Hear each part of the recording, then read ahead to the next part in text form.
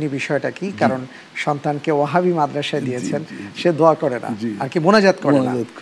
জি, আমরা একটু জানতে চাচ্ছি। জি জি, ধন্যবাদ বোন। আসলে আপনি যে প্রশ্ন করেছেন এটা বোঝার জন্য অনেক দীর্ঘ আলোচনা দরকার।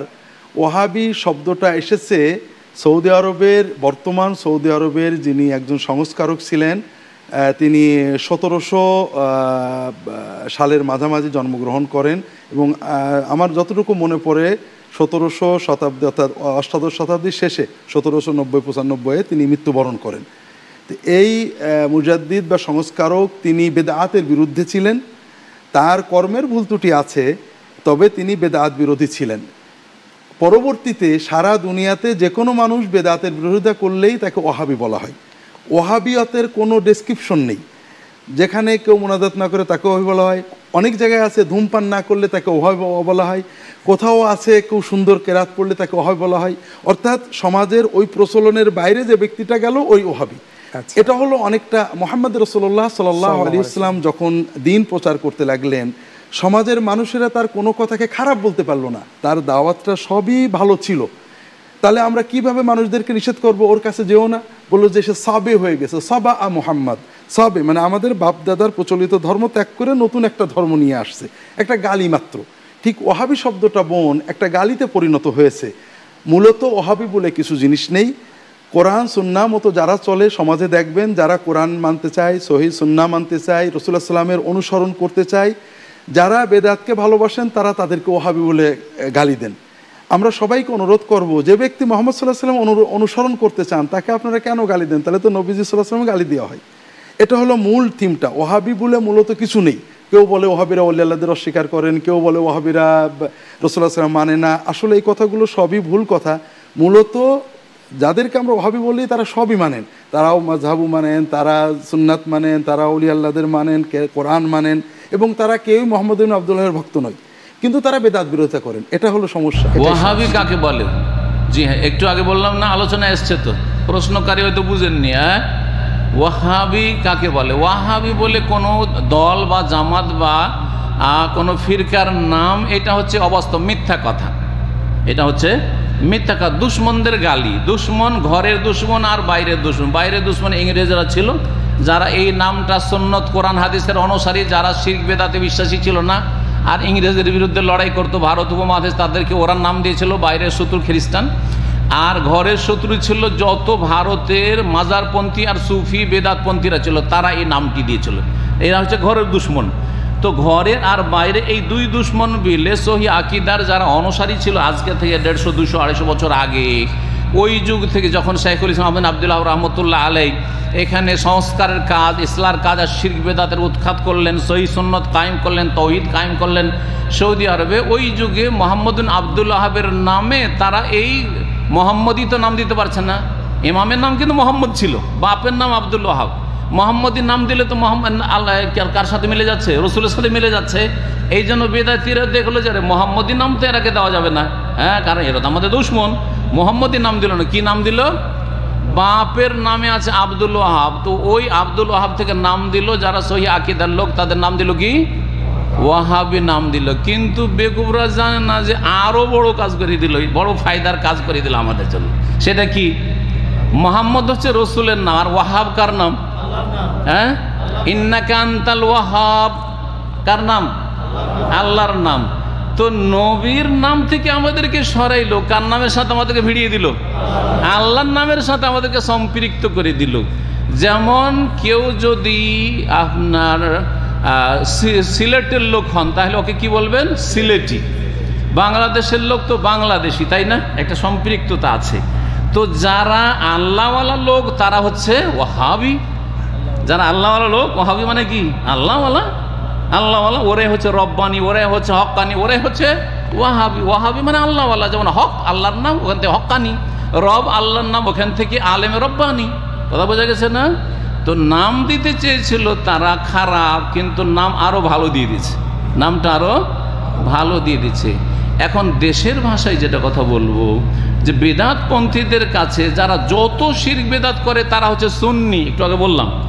আর যারা শিরক বিদআতের বিরোধিতা করে, কোরআন এবং হাদিসের দলিল মেনে চলতে বলে, ওদেরকে গাল দেয় কি বলে?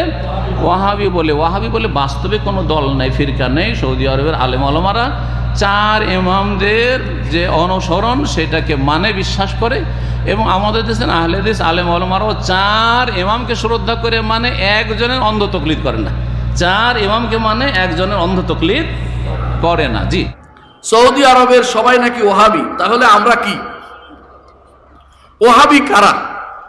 আব্দুল্লাহ জাহাঙ্গীর রহমাউল্লাহ তাকে প্রশ্ন করেছিল ওহাবি কারা। আমার এক ছাত্র প্রশ্ন করছে, তো তিনি বলছিলেন এই ওহাবি আমি আর তোমার উস্তাদ জাকারিয়া, এরা ওহাবি, আর তোমরা সবাই সুন্নি। এই হচ্ছে মানুষের বানানো জিনিস। ওহাবি হচ্ছে এক ধরনের উপনিবেশবাদীরা, ব্রিটিশ উপনিবেশবাদীরা এটা চক্রান্ত করে চালিয়েছে আমাদের মাঝে ওহাবি শব্দটি। একটা গ্রন্থ পড়বে, নাম হচ্ছে W.W. হান্টার, তার একটা বই আছে, নাম হচ্ছে দ্য ইন্ডিয়ান মুসলিমস, ইন্ডিয়ান মুসলমান এর নামে। ওই বইটা দেখবেন তারা কিভাবে সেটা চালু করেছে। কেন? যখনই কেউ, ওই সময় শেখুল ইসলাম মোহাম্মদ বিন আব্দুল ওয়াহাব রাহিমাহুল্লাহ তিনি আরব দেশে সংস্কার কার্য পরিচালনা করেছেন। কেন? কবর পূজা বন্ধ করেছেন, সেখানে পীরদের যে তন্ত্র মন্ত্র বন্ধ করে দিয়েছেন, জাদুলীলা বন্ধ করে দিয়েছেন, মানুষের যত আজে বাজে চিন্তা ভাবনা সব কুসংস্কার বন্ধ করে দিয়েছেন। তখন এই দেশ থেকে যারাই হজে যাইতো, হজ থেকে এসে এটা সংস্কার শুরু করে দিত। ইংরেজদের কিন্তু ঘটনা কি, এত বছর তো এরা আমাদের বিরুদ্ধে কিছুই বলে নাই। এই লোকটা তিতুমির, নাম শুনেছেন, হাজি নিসারউদ্দিন তিতুমির, নিসার আলী তিতুমির, যাইয়া হজ করে এসে শুরু করছে। হ্যাঁ, তারপরে অনুরূপভাবে আমাদের আলেমরা যাদের বিখ্যাত ছিল, হাজি শরীয়তুল্লাহ, হাজি এই আপনাদের কাছেই আছিল, হাজি এনায়েত আলী, বেলায়েত আলী, এরা সব যাইয়া হজ থেকে এসেই শুরু করে দেয়। ঘটনা কি, খুঁজে বের করি। তারা যখন খুঁজে পাইলো, তখন তাদের টেলিফোন ছিল না, বুঝেন নাই, খুঁজে পাইলো যে আরব দেশে এক সংস্কারক আছে, তার নাম হচ্ছে মোহাম্মদ ইবনে আব্দুল ওয়াহাব। ওই লোকের কাছে কেউ গেলেই শুদ্ধ হয়ে যায়, আর শিরিক করে না, বেদাত করে না। তখন তারা চিন্তা করলো যে এখন থেকে আমরা দুটা ভাগ করে দিব, সুন্নি যারা আছে তাদেরকে চাকরি দেব, আর ওয়াহাবি নিধন করতে আরম্ভ করব। তখন শেখ সৈয়দ আহমেদ বেরলভী রহমতুল্লাহ আলাই, তিনি এই বালাকুটের জেহাদে, যে জেহাদে অংশগ্রহণ করেছিলেন, এরা ছিল সেই ওনার দ্বারা প্রভাবিত হয়ে, মক্কা মদিনার শেখ যে যিনি ছিলেন মোহাম্মদ ইবনে আব্দুল ওয়াহাব দ্বারা প্রভাবিত হয়ে কাজ করেছিলেন। এইটার দ্বারা প্রভাবিত যারাই হয়েছে সহিহ আকীদার, তাদেরকে এরা বলছে এরা ওহাবি, আমরা হইলাম সুন্নি। এই জন্য সুন্নিদেরকে প্রাধান্য দেওয়া সরকারি একটা নীতি হয়ে গেছিল তখনকার সময়। আজও সেটা কোথাও কোথাও প্রচলিত আছে, হয়তো আমাদের দেশে কোথাও কোথাও নাই, কিন্তু আলহামদুলিল্লাহ মানুষ বুঝতে শিখেছে। এখন মানুষ জানে ওহাবি কারা, সুন্নি কারা। যারা বেদাত, কবর পূজা করে, যারা কবর নিয়ে বাড়াবে, যারা উরস করে, মাজার পূজা করে, পীরে ভক্তি করে, তথাকথিত কবর সিজদা করে, এরা সবটি হচ্ছে সুন্নি। আর আমরা যারা আল্লাহ এবং তার রাসূলের কথা বলি, আমরা হচ্ছে ওহাবি। বলেন কোনটা ভালো, বলেন তো? ওহাবি ভালো, আমরা সব ওহাবি, সোজা কথা ওহাবি, কোনো সমস্যা নেই। এটা ওরা আমাদের গালি হিসাবে দিয়েছে, কিন্তু আমরা এটাকে সাধারণভাবে নিচ্ছি। কেন? রাসূলুল্লাহ সাল্লাল্লাহু আলাইহি সাল্লাম তার সময় তারা রাসূলকে এমন এমন গালি দিত, বলতো মুজাম্মামান আবাইনা। মহিলা এসে বলছে যে মুজাম্মামের আমরা অস্বীকার করলাম। রাসূলুল্লাহ সাল্লাল্লাহু আলাইহি ওয়াসাল্লাম বলেন আশ্চর্য জিনিস দেখো, সে মুজাম্মামকে খারাপ বলতেছে, নিন্দিতকে খারাপ বলতেছে, আমি তো মুহাম্মদ, আমাকে তো খারাপ বলতেছে না। তো সে ওহাবিকে বলতে থাকুক, তারা ইচ্ছা মতো গালি দিতে থাকুক। আমরা সেই জাতীয় লোক না যে কেউ গালি দিলে আমরা নিব না, আমরা কোনো গালিকে পরোয়া করি না। কোরআন এবং সুন্নাহর কথা যারাই বলে, সহিহ সুন্নাহর উপর আমলের কথা যারা বলে, শিরক থেকে মুক্ত থাকতে যারা বলে, বেদাত থেকে মুক্ত থাকতে যারা বলে, এরা তথাকথিত যারা স্বার্থ নিয়ে বসে আছে, কোরআন সুন্নাহ বিরোধী আমল করে, বেদাত করে, শিরক করে, কবর পূজা, পীর পূজায় লিপ্ত আছে, এদের কাছে এরা ওহাবি হবেই। এটা স্বাভাবিক, অস্বাভাবিক কিছু নয়। এই জন্য আমরা তাদের এই গালিকে আমরা গায়ে মাখি না। আমরা নিশ্চয়ই কোরআন এবং সুন্নাহর অনুসারী, আমাদেরকে আমরা কোনো দল নাম বিভক্ত করি না। মানুষ ওহাবি বললে বলুক, আমাদের কিছু যায় আসে না। আমরা ওহাবি বলি না, সুন্নিও বলি না। হ্যাঁ, আমরা বলি আমরা আহলুস সুন্নাহ ওয়াল জামাআহ, নিঃসন্দেহে আমরা আহলুস সুন্নাহ ওয়াল জামাআহ, যেটার উপরে সলবে সালিন ছিল, আমরা সেই সলবে সাল নীতির অনুসারী। আমরা মুহাদ্দিসদের নীতি মেনে চলি, আমরা আহলুল হাদিস ওয়াল আসার, আমরা আহলুল ফিকহ ওয়ান নাযার। আমরা এর বাইরে আর কিছু বলি না। বানিয়ে বানিয়ে যারা নিজের শরীয়ত প্রবর্তন করছে, তারা নিজেদেরকে যতই সুন্নি জামাত, সুন্নি বলুক, এরা আসলে শরিয়া বিরোধী কাজ করছে। এদের থেকে আমাদের সাবধান। ওহাবি শব্দ, ওহাব হলো আল্লাহর নাম। ইন্নাকা আনতাল ওহাব, ওহাব হলো আল্লাহর নাম। সৌদি আরবের মাটিতে শিরক বেদাত এবং কুহিলিকায় ছেয়ে গেছিল এককালে। রাসূলুল্লাহ সাল্লাল্লাহু আলাইহি ওয়াসাল্লাম সাহাবায়ে কেরাম সালাফে সালেহিনের পরবর্তী যুগে এসে যখন টার্কিশরা আরব দেশ শাসন করলো, তখন বিভিন্ন জায়গায় শহীদ মিনার এবং কবর মাজারের পূজা শুরু করেছিল। রিয়াদের পাশে দেরিয়া নামক জায়গায় ওমর বিন খাত্তাব রাদিয়াল্লাহু তাআলা আনহুর ভাই যায়েদ বিন খাত্তাবের নামে এক কবর ছিল। সেই কবরকে মাজার বানিয়ে তারা সেখানে তোয়াফ করত, সিন্নি মানত করত। রিয়াদের অদূরে একটা গ্রামের মধ্যে একটি খেজুর গাছ ছিল। বিবাহ না হলে কন্যারা ওখানে গিয়ে সেই খেজুর গাছের কাছে স্বামী কামনা করত। এই ধরনের শিরক বেদাত যখন ছেয়ে গেল, তখন আরব দেশে একজন মুজাদ্দিদ জন্মগ্রহণ করলেন। তার নাম মুহাম্মদ বিন আব্দুল ওয়াহাব নজদি রহমাতুল্লাহ আলাইহি। তিনি এসে মুহাম্মদ বিন সৌদ রহমাতুল্লাহ আলাইহির সহযোগিতায় সে দেশ থেকে শিরক ও বেদাতকে মূলোৎপাটন করেছিলেন। শিরক ও বেদাত মূলোৎপাটন করার কারণে সেই আন্দোলনকে মুহাম্মদ বিন আব্দুল ওয়াহাব নজদির নাম অনুসারে মুহাম্মদি না বলে আল্লাহর নাম ওহাব অনুযায়ী ওহাবি আন্দোলন বলে ভারতবর্ষে যখন ইংরেজরা এদেশে ছেয়ে গেল, এদেশে ইংরেজদের সঙ্গে হিন্দুরা আপোষ করলো, বেদাতিরাও আপোষ করলো। রবীন্দ্রনাথ ঠাকুর কবিতা লিখলো, জনগণমন অধিনায়ক জয় জয় জয় হে ভারত ভাগ্য বিধাতা। ইংরেজকে যখন ভারত ভাগ্য বিধাতা বলে রবীন্দ্রনাথ ঠাকুর যখন উপাধি দিল, তখন বেদাতিরা তাদের সাথে হাত মিলিয়ে ইংরেজদের গোলামি শুরু করে দিল। তখন ইংরেজদের বিরুদ্ধে যারা আন্দোলন করেছিলেন তারা ছিলেন কোরআন এবং সহিহ সুন্নাহ পন্থী আহলুল হাদিস। এই আহলুল হাদিসদের মসজিদে জোরে আমিন হতো, তারা বুকে আমিন হাত বাঁধতেন, জোরে আমিন বলতেন, রফুল ইয়াদাইন করতেন। এইগুলি দেখে দেখে ইংরেজরা সেই সব মসজিদে হামলা চালিয়ে তাদেরকে নির্মমভাবে কোণঠাসা করার চেষ্টা করেছিল এবং তাদেরকে ওহাবি নাম দিয়েছিল। এখনো আমাদের দেশে যারা শিরক বেদাতের বিরুদ্ধে কথা বলে তাদেরকে ওহাবি বলা হয়ে থাকে, যদিও নামটা তারা গালি হিসাবে দিয়ে থাকে, কিন্তু যাদেরকে ওহাবি বলা হয় বুঝতে হবে তারাই কিছুটা হলেও বা যথেষ্ট হলেও হকের উপরে রয়েছেন। আরেকটি মানহাজ হচ্ছে ওয়াহাবি। ওয়াহাবি বলতে আসলে কোনো গ্রুপ নেই, কারণ ওয়াহাব শব্দ হচ্ছে আল্লাহ রাব্বুল আলামিনের নাম। আল্লাহ রাব্বুল আলামিনের নামের দিকে যদি সম্পর্কিত করে কাউকে ওয়াহাবি বলা হয় থাকে, তাহলে সে হচ্ছে ওয়াহাব, আল্লাহ তাআলার সাথে সম্পৃক্ত ওয়াহাবি, মানে যে আল্লাহ রাব্বুল আলামিনের সাথে নিজেকে সম্পৃক্ত করেছে। এটি একটি প্রশংসিত বিষয়। কিন্তু ওয়াহাবি নাম দিয়ে গালিগালাজ দেওয়া হচ্ছে, মানে ওয়াহাবি দিয়ে মানুষদেরকে বলা হচ্ছে যে ওয়াহাবি, এর অর্থ হচ্ছে সে মনে হচ্ছে গালির যোগ্য, সে অপরাধী অথবা কোনো পাপাচারের মধ্যে লিপ্ত রয়েছে। এটি ভুল কথা। এটি আল্লাহ সুবহানাহু ওয়া তাআলার নাম। যদি কেউ ওয়াহাবি শব্দকে ব্যবহার করে থাকেন গালি হিসেবে, তাহলে তিনি গুনাহগার হবেন, তিনি ভুল করেছেন। তিনি আল্লাহ রাব্বুল আলামিনের নাম নিয়ে কটাক্ষ করছেন, এটি হারাম কাজ, এটি নিষিদ্ধ কাজ, এটি জায়েজ নেই। বাকি ওয়াহাবি বলতে কেউ কেউ বুঝান যে মুহাম্মদ ইবনে আব্দুল ওয়াহাব আত-তামিমি তিনি যে দৃষ্টিভঙ্গি পোষণ করতেন, তার দৃষ্টিভঙ্গির অনুসারে যারা আছে তাদেরকে ওয়াহাবি বলা হচ্ছে। এটাও একেবারে ভুল কথা, কারণ তিনি সুনির্দিষ্ট কোনো দৃষ্টিভঙ্গি পোষণ করতেন না। তার এমন কোনো দৃষ্টিভঙ্গি ছিল না যে দৃষ্টিভঙ্গি তিনি নূতনভাবে আবিষ্কার করেছেন। তার দুটি মানহাজ, দুটি কর্মনীতি তিনি অনুসরণ করেছেন। তার জীবনে যদি কোনো ব্যক্তি বা কোনো বন্ধু যদি সুন্দর করে পড়েন, তার কাছে স্পষ্ট হবে যে তিনি দুটি মানহাজকে, দুটি কর্মনীতিকে অনুসরণ করেছেন। একটি হচ্ছে শিরকের বিরুদ্ধে তার কঠোর অবস্থান ছিল।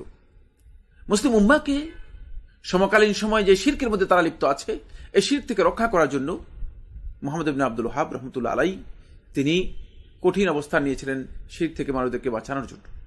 আরেকটি হচ্ছে বেদাতের বিরুদ্ধে তার বক্তব্য ছিল, তিনি বেদাতের বিরুদ্ধে অবস্থান নিয়েছিলেন। এই দুটি কারণেই একদল লোক যারা শিরকে লিপ্ত ছিল অথবা যারা বেদাতের মধ্যে লিপ্ত ছিল, তারা তার বিরুদ্ধে বিভিন্ন ধরনের অপপ্রচার করার জন্য মানুষদেরকে একথা বোঝানোর চেষ্টা করেছে যে তারা ওয়াহাবি বা ওয়াহাবি একটা গ্রুপ। তিনি নতুন কোনো দৃষ্টিভঙ্গি দিয়েছেন তার কোনো বই, তার কোনো রচনার মাধ্যমে সাব্যস্ত হয়নি, বরং তার যে লিখিত বইগুলো রয়েছে সেগুলো যদি কেউ স্টাডি করে, তার কাছে স্পষ্ট হবে যে তিনি তার বইয়ের মধ্যে কোরআন এবং হাদিস ছাড়া কোনো বক্তব্যই তিনি উল্লেখ করতেন না। এটি তার আরেকটি গুরুত্বপূর্ণ মানহাজ বা তার লিখনির মধ্যে একটা মানে পদ্ধতি তিনি অনুসরণ করেছেন যে তিনি কোরআন এবং হাদিসের বক্তব্য সরাসরি উল্লেখ করতেন, দলিল দিয়েই তিনি বক্তব্য দিতেন, দলিলের বাইরে নিজের বক্তব্য তিনি কখনো তুলে ধরতেন না। এই তিনটি মানহাজ সম্পর্কে এটার প্রচার প্রসারের ফলে অনেকের ধর্ম ব্যবসায় ধস নেমে গেছে। ধর্ম ব্যবসায় কিন্তু ধস নামছে না। দেখবেন আগে যে হারে মিলাদ হইতো এখন কি ওই হারে হয়? দেখবেন অনেক মসজিদে এখন তেমন দেখা যায় না, চোখে পড়ে না। কিছু কিছু এলাকা ছাড়া বিভিন্ন এলাকা থাকে। এই ব্যবসায় কিন্তু অনেক ধস, তাবিজের ব্যবসায় কিন্তু অনেক ধস নামছে। তাবিজের ব্যবসা আগে যে ছাঙ্গা ছিল, এখন কিন্তু তাবিজের ব্যবসা অনেক ধস নামে গেছে। তারপরে আপনার পীর মুরিদির ব্যবসা আগে যেই হারে ছিল, আগে তো মানুষ, সাধারণ মানুষ মনে করতো পীর যার পীর নেয় তার পীর শয়তান, পীর থাকাই লাগবে। পীরের ব্যবসা এই কারণে এই দেশে কিন্তু খুব জমজমাট ছিল। এই পীরের ব্যবসাও কিন্তু আস্তে আস্তে কি ধস নামতেছে। এই যে বিভিন্ন রকমের ধর্মীয় ব্যবসার যখন ধস নামতেছে, তখন তারা চিহ্নিত করছে কাদের কারণে ধসটা নামতেছে। এই জন্য দেখবেন তাদের সবার 1 নম্বর টার্গেট এরা, খালি সালাফি মানহাজ, খালি আদ-দাওয়া সালাফিয়া, খালি আহলে হাদিস, যে এদের কারণেই মূলত সবার ব্যবসা কি হয়েছে, ধস নামছে। এই জন্য ওরা চিনতে ভুল করে নাই, ওরা গবেষণা করে চিহ্নিত করছে যে এদের এই দাওয়াতের কারণে আজকে এই দেশে এই সকল ধর্ম ব্যবসার কি হইতেছে, ধস নামতেছে। এই জন্য দেখবেন তাদের সবার আলোচনার বিষয়বস্তু একটাই।